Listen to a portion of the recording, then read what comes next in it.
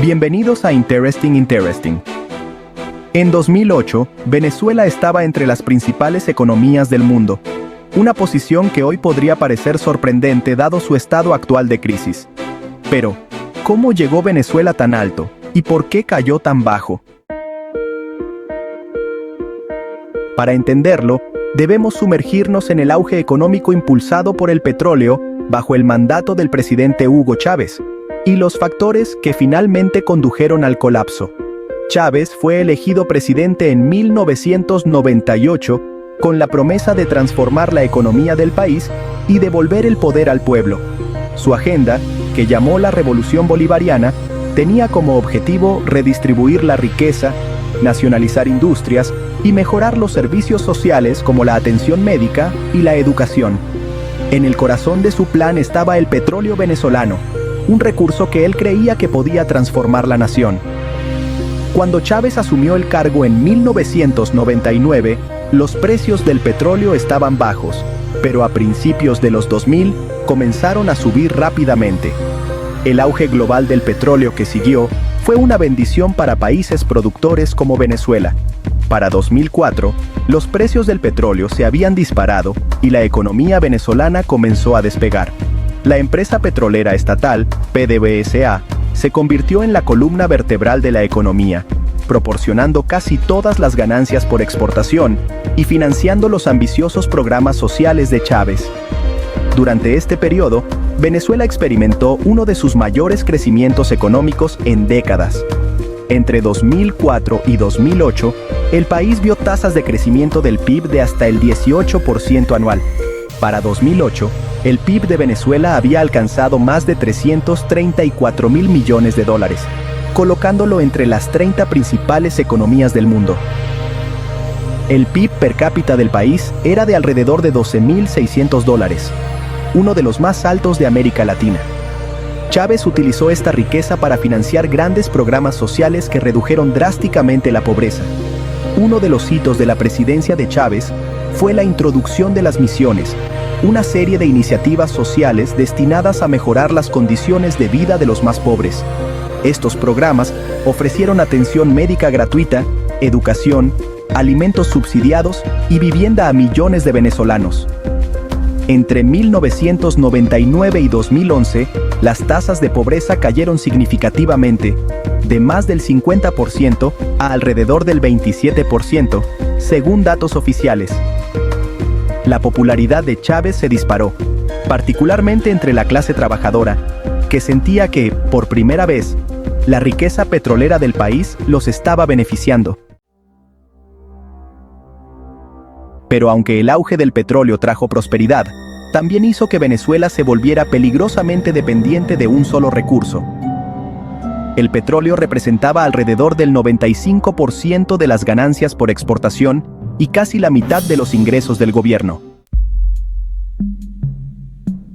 Además de su dependencia del petróleo, el gobierno de Chávez tomó otras decisiones económicas controvertidas.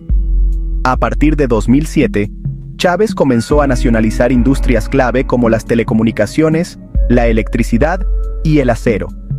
Estas medidas estaban destinadas a dar a Venezuela mayor control sobre su economía, pero también llevaron a una reducción de la inversión extranjera y a ineficiencias en la gestión.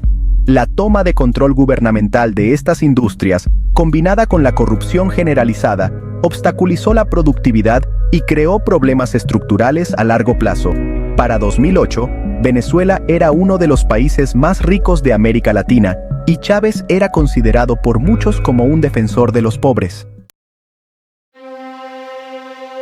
Sin embargo, ese mismo año, la crisis financiera mundial golpeó enviando ondas de choque a través de las economías de todo el mundo. A medida que la demanda de petróleo cayó, también lo hicieron los precios del crudo. Desde un pico de $140 por barril, los precios del petróleo se desplomaron por debajo de los $40 en 2009. Para Venezuela, esto fue catastrófico. Todo el modelo económico del país, basado en altos ingresos petroleros, comenzó a desmoronarse. Con el colapso de los precios del petróleo, la economía de Venezuela se desplomó.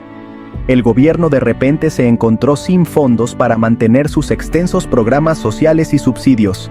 La inflación comenzó a aumentar, alcanzando el 30% en 2010, y la moneda del país, el bolívar, comenzó a perder su valor.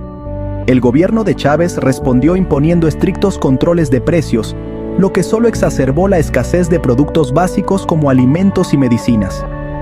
Chávez se mantuvo desafiante frente a estos desafíos.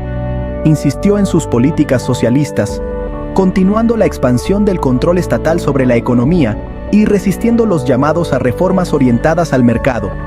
Sin embargo, tras bambalinas, las grietas se ensanchaban. La corrupción, la ineficiencia y la mala gestión plagaban las industrias nacionalizadas.